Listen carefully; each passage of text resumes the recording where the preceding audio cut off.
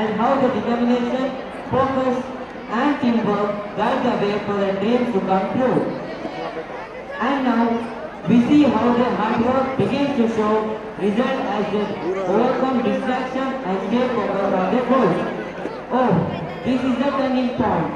Watch how the power of perseverance transforms their lives.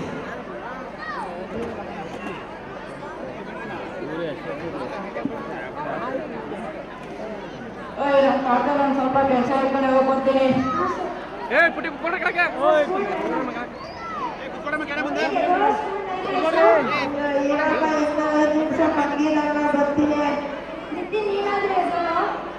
ಈಗಮ್ಮ ಚಳಿ ಇದೆ ಆಮೇಲೆ ಹೊರಡ್ತೀನಿ.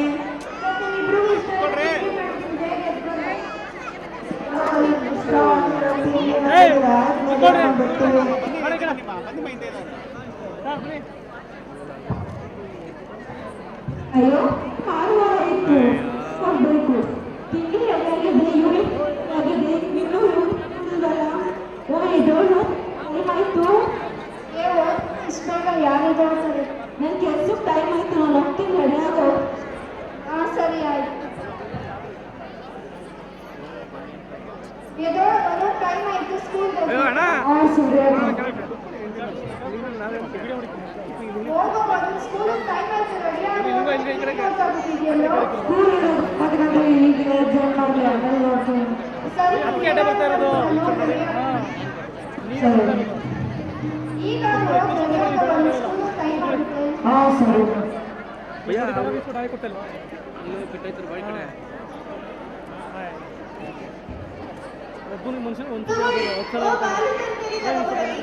ದುಡಿಲ್ಲ ಅಂತಿದೆ. ಈಗೇನಿಂದ ಬಂದಿದ್ದು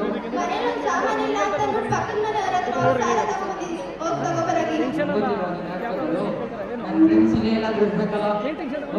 ಬರೋ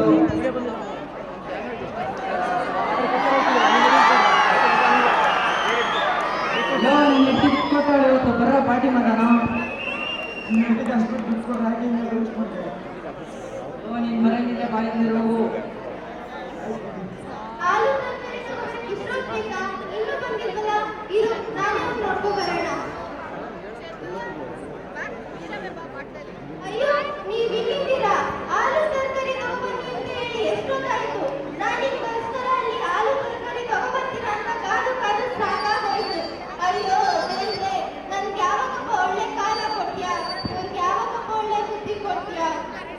ಅಮ್ಮ ಅಮ್ಮ ಹೇಳಿ ಮಕ್ಕಳೇ.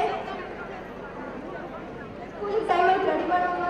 ಸ್ಕೂಲಿಗೆ ಟೈಮ್ ಆಯ್ತು, ನಾಷ್ಟ ಕೊಡಮ್ಮ. ಬನ್ನಿ ಮಕ್ಕಳ.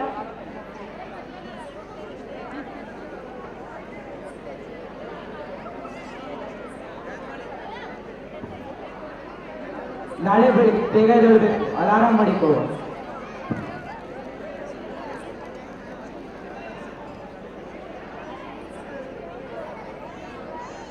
ಅಣ್ಣ ಎಲ್ಲಿಗೆ ಹೋಯ್ತಾ ಇದ್ದಣ್ಣ?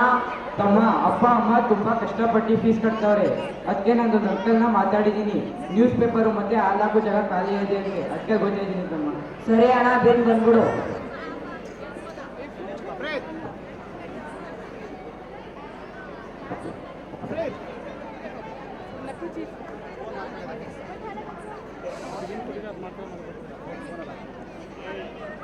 ನೋಡಪ್ಪ ಕಾಸು, ವಾರದಿಂದ ನ್ಯೂಸ್ ಪೇಪರ್ ಕೆಲಸ ಚೆನ್ನಾಗಿ ಮಾಡಿದ್ಯಾ. ಮುಡಿಕೋ, ಅಪ್ಪ ಅಮ್ಮನ ಕಷ್ಟ ಅರ್ಥ ಮಾಡಿ.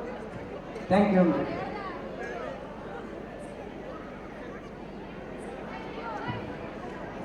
ಮಕ್ಕಳ ಎದುರು ಸ್ಕೂಲ್ ಟೈಮ್ ಆಯ್ತು, ಸ್ನಾನ ಮಾಡ್ರು.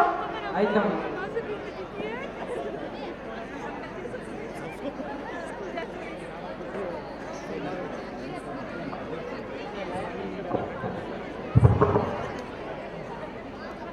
ಅಜ್ಜಿ ಅಜ್ಜಿ ಚೆನ್ನಾಗಿ ತಾತ ಹೇಗಿದ್ದಾರೆ ಅಜ್ಜಿ? ಅಯ್ಯೋ ಏನಂತಮ್ಮ ಹೇಳಿ, ಅವ್ರಿಗೂ ವಯಸ್ಸಾಗೋಯ್ತಲ್ಲ, ಡಾಕ್ಟ್ರು ಬಂದು ಔಷಧಿ ಕೊಟ್ಬಿಟ್ಟು ಹೋಗಿದ್ದಾರೆ. ಸರಿ, ನಾನು ತಾತನ ಮಾತಾಡ್ತು. ಹಾಂ ಸರಿ. ಮಹೇಶ ಮಹೇಶ, ಟಿವಿ ಮುಂದೆ ನಿಂತ್ಕೊಂಡ್ಬಿಟ್ರೆ ನಾನು ಮಾತಾಡೋದು ಏನು ಕೇಳಿಸಲ್ಲ. ಮಹೇಶ, ಸ್ವಲ್ಪ ಅಂಗಡಿಗೆ ಹೋಗಿ ಔಷಧಿ ತಗೋಬರೋಗಪ್ಪ. ಹೋಗೋದು ಟಿವಿ ನೋಡ್ತಾ ಇಲ್ವಾ? ಅಯ್ಯೋ ಇದೇನಪ್ಪ ಈಗ ಅಂದ್ಬಿಟ್ಟೆ, ಯಾರು ಇಲ್ಲ, ಹೋಗಿ ತಗೋಬರೋಗಪ್ಪ. ನೀರು ಹೇಗಿಲ್ಲ, ಹೋಗು. ಏನಪ್ಪ ಈಗ ಅಂದ್ಬಿಟ್ಟೆ, ಸರಿ ಆಯ್ತು ಬಿಡು. ಹಲೋ ಅಮ್ಮ. ಹಲೋ, ಹೇಳು ಮಗಳೇ. ಅಮ್ಮ ಚೆನ್ನಾಗಿದ್ದೀರಾ? ಹಾ ಮಗಳೇ, ಚೆನ್ನಾಗಿದ್ದೀನಿ. ಅಪ್ಪಗೆ ಡಾಕ್ಟರ್ ಹತ್ರ ತೋರಿಸ್ಬಿಟ್ಟು ಮೆಡಿಸಿನ್ ಎಲ್ಲ ಕೊಡ್ಸಿದ್ರಾ? ಹಾ ಮಗಳೇ, ನಿಮ್ಮ ಮಗನೇ ತಗೊಬಂದು ಕೊಟ್ಟಿದ್ದಾನೆ. ಮಗ ಏನ್ ಮಾಡ್ತಾವನೆ? ನಿಮ್ಮ ಮಗ ಕುತ್ಕೊಂಡು ಓದ್ತವನೆ ಕಣಮ್ಮ. ಅಪ್ಪನ ಮತ್ತೆ ಮಗನ್ನ ಚೆನ್ನಾಗಿ ನೋಡ್ಕೊಡಿ. ಹಾ ಸರಿ, ಆಯ್ತು ಮಗಳೇ. ಹಾ ಅಮ್ಮ ಸರಿ. ಅಲ್ಲ ಕಣಜ್ಜಿ, ನಿಮ್ಮ ಮೊಮ್ಮಗ ಮಾಡೋ ಕಪಿಚೇಸ್ತಿನ ನಿಮ್ಮ ಮಗಳ ಹತ್ರ ಹೇಳ್ಬೇಕು ತಾನೆ? ಅಯ್ಯೋ, ಅದ್ಯಾಕೆ ಹೇಳ್ತೆ ಬಿಡಮ್ಮ, ಅವರೇ ಊರ್ ಬಿಟ್ಟವ್ರಿಗೆ ಕಷ್ಟ ಪಡ್ತಾವ್ರೆ. ಇನ್ನು ಇವ್ರು ಮಾಡೋದೆಲ್ಲ ಹೇಳಿದ್ರೆ ಎಷ್ಟು ಬೇಜಾರು ಮಾಡ್ಕೊಳ್ಳಲ್ಲ. ಆಯ್ತು ಬಿಡಜ್ಜಿ, ಕಾಲ ತುಂಬಾ ಕೆಟ್ಟೋಗೈತೆ.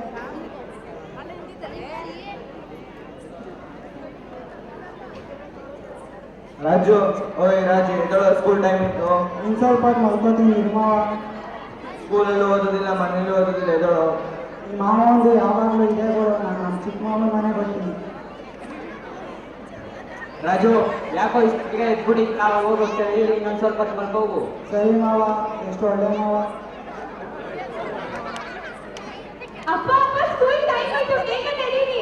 ಇವತ್ತು ಪಪ್ಪದ ಮನೆಯವ್ರ ತಿಥಿ ಐತೆ, ಏನಕ್ಕೆ ಹೋಗಿ ಹೋಗು. ಎಕ್ಸಾಮ್ ಇದೆ, ಬೇಗ ನಡೀರಿ. ನೀನೇನು IAS ಎಕ್ಸಾಮ್ ಬರಬೇಕಾ? ಇರೋದು 4ನೇ ಕ್ಲಾಸು, ಪರವಾಗಿಲ್ಲ, ಹೋಗು. ನಂಗೆ ಗೊತ್ತಿಲ್ಲ, ನೀವೇ ಮ್ಯಾಮ್ ಕೇಳಬೇಕು. ಸರಿ ಹೋಗು.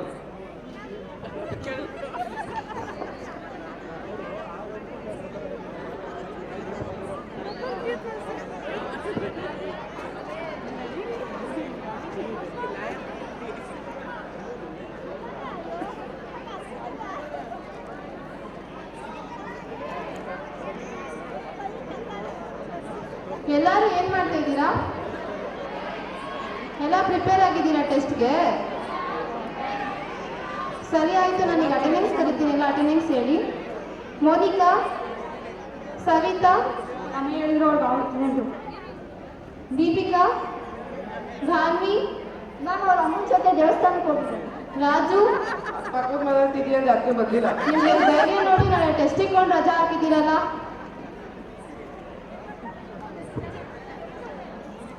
ಮ್ಯಾಮ್, ನಾನು ಸೇವಿಂಗ್ ಮನಿ ಫೀಸ್ ತಂದಿದ್ದೀನಿ. ಇಷ್ಟೊಂದು ದುಡ್ಡಲ್ಲಿತ್ತ? ಫ್ರಿಜ್ 4,000 ಇದೆ. ಮ್ಯಾಮ್, ಬೆಳಗ್ಗೆ ಬೇಗ ಎದ್ದು ಅಪ್ಪ ಅಮ್ಮ ತುಂಬ ಕಷ್ಟಪಟ್ಟು ಫೀಸ್ ಕಟ್ತಾರೆ. ಅದಕ್ಕೆ ಬೆಳಗ್ಗೆ ಬೇಗ ಎದ್ದು ನ್ಯೂಸ್ ಪೇಪರ್ ಮತ್ತು ಹಾಲಾಗೋ ಕೆಲಸ ಮಾಡ್ತಾ ಇದ್ದೀನಿ ಮ್ಯಾಮ್. ನೋಡಿ, ನೀವು ನಿಮ್ಮ ಅಪ್ಪ ಅಮ್ಮನ ಕಷ್ಟನ ಅರ್ಥ ಮಾಡ್ಕೊಳ್ಳಿ. I will come back in 2 minutes. Sit and study for test. Savita, ನಮ್ಮ ಯಾಕೋ ಜಾಸ್ತಿ ಹುಷಾರಿಲ್ಲ ಅಂದ್ರಲ್ಲ, ಫೋನ್ ಮಾಡಿ ಕೇಳೋಣ ಏನಾಯ್ತು ಅಂತ.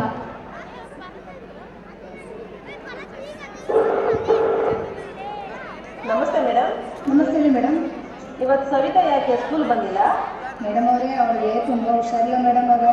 ಡಾಕ್ಟರ್ ಹತ್ರ ಕರ್ಕೊಂಡು ಹೋಗಿದ್ದೆ, ಡಾಕ್ಟ್ರು ಹೇಳಿದ್ರೆ ರೆಸ್ಟ್ ಮಾಡಿ ಅಂತ ಹೇಳೋರು ಮೇಡಮ್ ಅವರೇ. ತುಂಬಾ ಹುಷಾರಿರ್ಲಿಲ್ಲ ಹಾಗಾದ್ರೆ? ಹೌದು ಮೇಡಮ್ ಅವರೇ, ತುಂಬಾ ಹುಷಾರಿಲ್ಲ ಮೇಡಮ್ ಅವರೇ.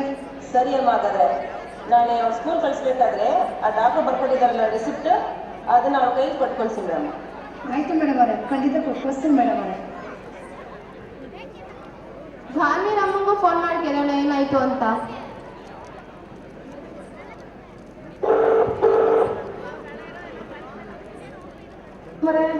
ಹಾ ನಮಸ್ತೆ ಮೇಡಮ್, ಹೇಳಿ. ಗಾಂವಿ ಸ್ಕೂಲ್ ಬಂದಿಲ್ವಲ್ಲ? ಮೇಡಮ್ ಅವರೇ, ಮನೆಯವರೆಲ್ಲ ಮನೆ ದೇವರಿಗೆ ಅಂತ ಮಗಿನ ಹೆಸರಲ್ಲೇ ಅರ್ಕೆ ಮಾಡ್ಕೊಂಡಿದ್ವಿ. ಅದಕ್ಕೆ ಎಲ್ಲ ಫ್ಯಾಮಿಲಿ ಸಮೇತ ಬಂದ್ಬಿಟ್ಟಿದ್ದೀವಿ. ನೋಡಿ ಇವರೇ, ಮಕ್ಕಳಿಗೆ ಟೆಸ್ಟ್ ನಡೀತಾ ಇದೆ. ಮಕ್ಕಳಿಗೆ ನೀವು ಪದೇ ಪದೇ ಈ ರೀತಿ ರಜಾ ಹಾಕ್ಸಿದ್ರೆ ಸರಿ ಇರಲ್ಲ. ರಜೆ ಕೊಟ್ಟಾಗ ಹರಕೆ ಇದೆಯಾ, ದೇವಸ್ಥಾನದ ಕಾರ್ಯಕ್ರಮಗಳಿದೆಯಾ, ಅದೆಲ್ಲ ಮಾಡ್ಕೊಳ್ಳಿ. ಸುಮ್ಮನೆ ಮಕ್ಕಳಿಗೆ ರಜೆ ಹಾಕಿಸ್ಬೇಡಿ, ಪಾಠಗಳು ಅವ್ರಿಗೆ ಮಿಸ್ ಆಗ್ತವೆ. ಸರಿ ಮೇಡಮ್, ಬೇಜಾರು ಮಾಡ್ಕೊಬೇಡಿ. ಇನ್ನೊಂದ್ಸತಿ ಯಾವತ್ತೂ ಈ ಥರ ಹಾಕ್ಸಲ್ಲ. ಸರಿ ಇವರೇ, ನಾಳೆ ನಿಮ್ಮ ಮಗ ಬರಬೇಕಾದ್ರೆ ಇವತ್ತು ಏನೇನು ಹೋಮ್ವರ್ಕ್ ಕೊಟ್ಟಿದ್ದಾವೋ ಅದೆಲ್ಲ ಕಂಪ್ಲೀಟ್ ಮಾಡ್ಕೊಬಾರ ಕೇಳಿ. ಆಯ್ತು ಮೇಡಮ್, ಖಂಡಿತ ಹೇಳ್ತೀನಿ. ರಾಜು ಅಪ್ಪಂಗೂ ಫೋನ್ ಮಾಡಿ ಕೇಳೋಣ ಏನಾಯ್ತು ಅಂತ. ಹಲೋ, ನಮಸ್ತೆ ಸರ್. ನಮಸ್ತೆ ಮೇಡಮ್, ಹೇಳಿ.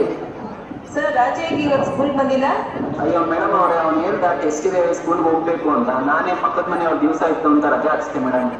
ಆಹಾ, ನೋಡಿ, ಆ ಮಗುಗೆ ಓದೋದ್ರಲ್ಲಿರೋ ಆಸಕ್ತಿ ನಿಮ್ಗಿಲ್ಲ. ಆಮೇಲೆ ಹೇಳ್ತೀರಾ ನನ್ನ ಮಗ ಯಾಕೆ ಕಡಿಮೆ ಮಾರ್ಕ್ಸ್ ತಗೊಂಡ ಅಂತ. ನಿಮ್ಮ ಮನೆಯವ್ರ ಕಾರ್ಯ ಅಂದ್ರೆ ಏನೋ ಪರವಾಗಿಲ್ಲ, ಪೂಜೆ ಟೈಮ್ಗೆ ಕಳಿಸ್ಕೊಡ್ಬಹುದು. ಆದ್ರೆ ಪಕ್ಕದ ಮನೆಯವ್ರ ಕಾರ್ಯಕ್ಕೆಲ್ಲ ಮಕ್ಕಳಿಗೆ ರಜೆ ಹಾಕ್ಸಿದ್ರೆ ಏನ್ ಸರಿ ಇರುತ್ತೆ ಹೇಳಿ? ಪಾಠಗಳು ಮಿಸ್ ಆಗುತ್ತೆ ಅಂತ ನೀವು ಸ್ವಲ್ಪ ಯೋಚನೆ ಮಾಡಬೇಕು. ಸರಿ ಮೇಡಮ್, ಇನ್ಮೇಲೆ ಹಾಕ್ಸಲ್ಲ ಬಿಡಿ. ಇವತ್ತು ಬರ್ತಿದ್ ನೋಟ್ಸು ಎಲ್ಲ ಕಂಪ್ಲೀಟ್ ಮಾಡ್ಕೊಂಡು ನಾಳೆ ಬರಕ್ಕೆ ಹೇಳೋ ನೀವು. ಸರಿ ಮೇಡಮ್.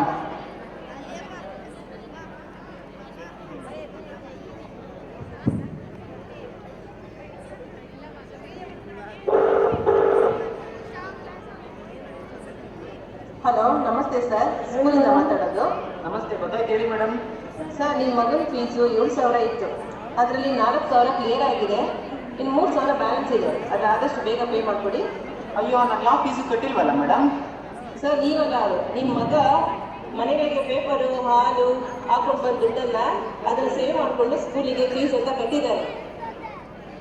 ಅಯ್ಯೋ ಹೌದಾ ಮೇಡಮ್, ನನ್ನ ಮಗ ಎಂತ ಒಳ್ಳೆ ಕೆಲಸ ಮಾಡೋದೇ ನನ್ಗೆ ಗೊತ್ತೇ ಆಗಿಲ್ಲ ಮೇಡಮ್. ಥ್ಯಾಂಕ್ ಯು ಮೇಡಮ್ ಹೇಳಿದ್ದೆ. ಓಕೆ ಸರ್, ಇನ್ನು ಬಂದು ಆದಷ್ಟು ಬೇಗ ಅದು ಕ್ಲಿಯರ್ ಮಾಡಿಕೊಡಿ. Okay madam.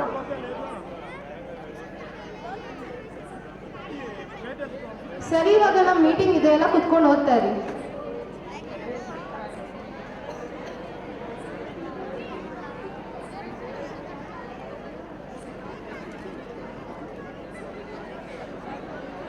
Good evening dear teachers. ಈಗ ಮೀಟಿಂಗ್ ಕರೆದಿರೋ ಉದ್ದೇಶ ಏನಂತ ಅಂದರೆ, ನಿಮ್ಗೆ ಗೊತ್ತು ಈ ಸಲ SSLC ಎಕ್ಸಾಮ್ ತುಂಬ ಟಫ್ ಆಗಿದೆ ಅಂತ. ಸೊ ನಮ್ಮ ಮೀಟಿಂಗಲ್ಲಿ ಹೇಳಿದ್ದಾರೆ ನಿಮ್ಮ ಮಕ್ಕಳನ್ನ ಸೀರಿಯಸ್ ಆಗಿ ಓದಿಸಿ ಅಂತ. ಆದರೆ ನನಗನ್ಸುತ್ತೆ ನಮ್ಮ ಮಕ್ಕಳಿಗೆ ಇನ್ನೂ ಸೀರಿಯಸ್ನೆಸ್ ಬಂದಿಲ್ಲ. ಸೊ ಅದಕ್ಕೆ ನಾನು ನಿರ್ಧಾರ ತೊಗೊಂಡಿದ್ದೀನಿ. ಏನಂದರೆ ಬೆಳಗ್ಗೆ 8 to 9 ಮತ್ತು ಸಂಜೆ 3 to 6 ಸ್ಪೆಷಲ್ ಕ್ಲಾಸಲ್ಲಿ ಇರೋಣ ಅಂತ. ಸೊ ಅವ್ರಿಗೆ ಓದೋಕ್ಕೆ ಎಕ್ಸ್ಟ್ರಾ ಟೈಮ್ ಕೂಡ ಸಿಕ್ಕಂಗಾಗುತ್ತೆ ಮತ್ತು ನೀವೇ ಇರ್ತೀರಾ, ಅವ್ರ ಡೌಟ್ಗಳನ್ನ ಕೂಡ ಕ್ಲಿಯರ್ ಮಾಡ್ಕೊಳ್ಳೋಕ್ಕಾಗುತ್ತೆ. ಸೊ ಅವ್ರಿಗೆ ಇನ್ನೂ ಚೆನ್ನಾಗಿ ಓದೋದಕ್ಕೆ, ಇನ್ನೂ ಚೆನ್ನಾಗಿ ಮಾರ್ಕ್ಸ್ ತೆಗೋದಕ್ಕೆ ಏನಾದ್ರು ಐಡಿಯಾ ಇದೆಯಾ, ಅದನ್ನು ಡಿಸ್ಕಸ್ ಮಾಡೋದಕ್ಕೆ ಈ ಮೀಟಿಂಗ್ನ ಕರಿತೀವಿ. ನೀವು ಹತ್ರ ಇರೋ ಐಡಿಯಾಗಳನ್ನ ಹೇಳಿ. ಸರ್, ನಾವು ಮಕ್ಕಳ ಹತ್ರನೇ ಮಾಡೆಲ್ ಪೇಪರ್ ಕ್ವಶನ್ಸ್ನ ಸಾಲ್ವ್ ಮಾಡಿಸೋಣ. ಓಕೆ, ಒಳ್ಳೆ ಐಡಿಯಾ. ಬೇರೆ ಏನಾದರೂ? ಸರ್, ನಾವು ಪ್ರತಿ ವರ್ಷದಂತೆ ಓಪನ್ ಬುಕ್ ಪ್ರಿಪೇರಿನ ಕಂಡಕ್ಟ್ ಮಾಡೋಣ. ಅದರಿಂದ ಅವರಿಗೆ ಯಾವ ಕ್ವಶನ್ಸು ಯಾವ ಪಾಠದಿಂದ ಬರುತ್ತೆ ಅನ್ನೋ ಐಡಿಯಾ ಸಿಗುತ್ತೆ. ಓಕೆ, ಬೇರೆ ಏನಾದರೂ ಐಡಿಯಾಗಳು? ಮ್ಯಾಥ್ಸ್ ಮತ್ತು ಸೈನ್ಸಲ್ಲಿ ಇಂಪಾರ್ಟೆಂಟ್ ಫಾರ್ಮುಲಾ ಮತ್ತು ಇಂಪಾರ್ಟೆಂಟ್ ಡಯಾಗ್ರಾಮ್ಸ್ನ ಪ್ರಾಕ್ಟೀಸ್ ಮಾಡಿಸೋಣ. ಓಕೆ, ನೀವೊಂದು ಕೆಲಸ ಮಾಡಿ, ಯಾವುದಾದ್ರು ಡಯಾಗ್ರಾಮ್ಸ್ ಇಂಪಾರ್ಟೆಂಟ್ ಮತ್ತು ಥಿಯರಮ್ಸ್ ಇದೆ ಅದನ್ನು ನೋಟ್ ಡೌನ್ ಮಾಡ್ಕೊಳ್ಳಿ. ಓಕೆ, ಬೇರೆ ಏನಾದರೂ ಐಡಿಯಾಗಳಿದೆಯಾ? ಸರ್, ಮಕ್ಕಳು ಓದೋದ್ರ ಬೇಸ್ ಮೇಲೆ ABC ಗ್ರೂಪ್ ಮಾಡೋಣ. ಓಕೆ, ಮಾಡೋಣ. ನಿಮ್ಮ ಸಬ್ಜೆಕ್ಟ್ಗಳಲ್ಲಿ ಲಾಸ್ಟ್ಗಿಂತ ಈಗ ತುಂಬ ಇಂಪ್ರೂವ್ ಆಗಿರೋರು ಅಥವಾ ಇಂಪ್ರೂವ್ ಆಗ್ತಿರೋರು ಯಾರು ಇದ್ದಾರಾ? ಹೌದು ಸರ್, ಕೆಲವು ಮಕ್ಕಳು ತುಂಬಾ ಇಂಪ್ರೂವ್ಮೆಂಟ್ ಕಾಣ್ತಿದೆ ಸರ್. ಮೊದಲು ಕಂಪೇರ್ ಮಾಡಿದ್ರೆ ಇವಾಗ ತುಂಬಾ ಚೆನ್ನಾಗಿ ಓದ್ತಾ ಇದ್ದಾರೆ ಸರ್. ಸೊ ನಾವೊಂದು ಕೆಲಸ ಮಾಡೋಣ, ಯಾರ್ಯಾರು ಇಂಪ್ರೂವ್ ಆಗ್ತಾರೋ ಅವ್ರನ್ನ ಇಂಪ್ರೂವಿಸ್ಟ್ ಅಂತ ಒಂದು ಪೇಪರ್ ಪಬ್ಲಿಷ್ ಮಾಡೋಣ. ಸೊ ಅದರಲ್ಲಿ ಅವ್ರ ಫೋಟೋ ಮತ್ತು ಹೆಸರು ಹಾಕಿ ಅದನ್ನು ನಾವು ವೀಕ್ಲಿ ಒನ್ಸ್ ನೋಟಿಸ್ ಬೋರ್ಡಲ್ಲಿ ಪಬ್ಲಿಷ್ ಮಾಡೋಣ.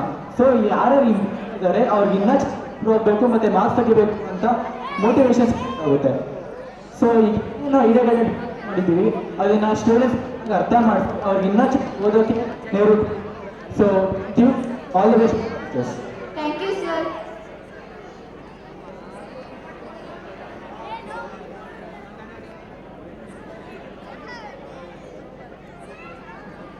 ಅಯ್ಯಯ್ಯೋ, ಈ ಸಲನೂ ಉಳಿದ ಬೆಳೆ ಎಲ್ಲ ಹಾಳಾಗೋಯ್ತಲ್ಲಪ್ಪ. ಇವಾಗ ಮನೆ ಹೆಂಗಪ್ಪ ನಡ್ಸೋದು? ಮನೆ ನಡೆಸೋದು ಹಂಗಿರ್ಲಿ, ಫಸ್ಟು ಚಿಕ್ಕವನಿಗೆ ಸ್ಕೂಲ್ ಫೀಸ್ ಕಟ್ಟಬೇಕು. ದೊಡ್ಡವನಿಗಾದ್ರೆ 1 ಲಕ್ಷ ಕಾಲೇಜ್ ಫೀಸ್ ಆಲ್ರೆಡಿ ಕಟ್ಟಿದ್ದೀರಾ. ಚಿಕ್ಕವನಿಗೆ ಇಷ್ಟು ದಿನ ಪರ್ಮಿಷನ್ ಕೇಳೋಕ್ಕೆ ಟೈಮ್ ಕೊಟ್ಟಿದ್ದಾರೆ, ಇವಾಗ ಕಟ್ಟಿದ್ರೆ ಚೆನ್ನಾಗಿರಲ್ಲ.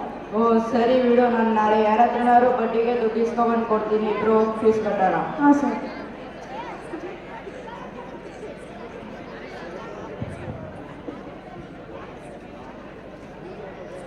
ಯಾಕೋ ಏನಾಯ್ತಾ ಇವತ್ತು ಇಷ್ಟೊಂದು ಖುಷಿಯಾಗಿದೆಯಾ? ನನ್ನ ಮಗ 90% ಡಿಸ್ಟಿಂಕ್ಷನ್ನೇ ಪಾಸ್ ಆಗಿದ್ದಾನೆ ಕಣೋ. ಭಾರತಿ ಕಾಲೇಜಲ್ಲಿ ಫೋನ್ ಮಾಡಿದ್ರು, ಹೋಗಿದೆ. ನೀನೇ ಅದೃಷ್ಟ ಅಂತ ಬಿಡಪ್ಪ. ಸರಿ, ಯಾಕಿಂಗ್ ಅಂತೀಯೋ? ಇನ್ನೊಂದು ರಿಸಲ್ಟ್ ಐತೆ ಆಯಿತು. ಅಯ್ಯೋ, ಅವನೇನು ಕೇಳ್ತೀಯ ಬಿಡ. 50% ತಗೊಂಡು ಯಾವುದೋ ಕಾಲೇಜ್ ಬೇರೆ ಸೇರಿಸುವಂತವನು. 1 ಎಕರೆ ಹೊಲನಾರ ಮಾಡ್ಬಿಟ್ಟು ಕಾಲೇಜ್ ಸೇರಿಸ್ಬೇಕು. ಸರಿ ಕಣ, ಸಿಗೋಣ, ಕೆಲಸ ಇದೆ. ಸರಿ ಕಣ, ಆಯ್ತು. ನೋಡ್ರಿ, ಹರೀಶ್ 90% ತಗೊಂಡಿದ್ದಾನೆ ಅಂತ. ಅವ್ನು ಸೇರ್ಕೊಳ್ಳೋ ಕಾಲೇಜಲ್ಲಿ 30,000 ಫೀಸ್ ಕಮ್ಮಿ ಮಾಡಿದಾರಂತ ಅವನಿಗೆ. ಅವ್ರ ಮಗ ಓದ್ತಿದ್ದರೆ ನಮ್ಮ ಮಗನ ಓದ್ತಿದ್ದ, ಆದರೆ ಅವ್ನ ಮಾತ್ರ ಜಾಸ್ತಿ ಪರ್ಸೆಂಟೇಜ್ ತಗೋ ಪಾಸ್ ಆದ, ನಮ್ಮ ಮಗ ಕಮ್ಮಿ ಪರ್ಸೆಂಟೇಜ್ ತಗೊಂಡ. ಅಯ್ಯೋ, ನಮ್ಮ ಮನೆ ಬರೋದೇ ಇಷ್ಟು. ಅಪ್ಪ ಅಮ್ಮ, ನನ್ನ ದಯವಿಟ್ಟು ಕ್ಷಮಿಸ್ಬಿಡಿ. ನಿಮಗೆ ನನ್ನಿಂದ ನೋವಾಗಿದೆ. ಓದು ಅಂದಾಗ ಓದೇ ಆಟ ಆಡ್ಕೊಂಡು ಇದ್ಬಿಟ್ಟೆ. ನಿಮ್ಮ ಮುಂದೆ ಚೆನ್ನಾಗಿ ಓದಿ ಒಳ್ಳೆ ಮಾರ್ಕ್ಸ್ ತಗೊಳ್ತೀನಿ. ಸರಿ ಕಣಪ್ಪ, ನೀನು ಒಳ್ಳೆಯದಕ್ಕೆ ತಂದ ನಾವು ಓದು ಅನ್ನೋದು. ಹಾಂ ಸರಿ. ತಮ್ಮ, ನಾನು ಓದಿ ಆಟ ಆಡ್ಕೊಂಡು ಇದ್ಬಿಟ್ಟೆ, ಕಮ್ಮಿ ಮಾರ್ಕ್ಸ್ ತೆಗ್ದಿದ್ದೀನಿ. ನೀನು ಚೆನ್ನಾಗಿ ಓದಿ ಒಳ್ಳೆ ಮಾರ್ಕ್ಸ್ ತಗೋ. 8ನೇ ಕ್ಲಾಸ್ ಅಂತ ನಾನು ಲೇಟ್ ಮಾಡಬೇಡ. ಆಯ್ತು ಅಣ್ಣ.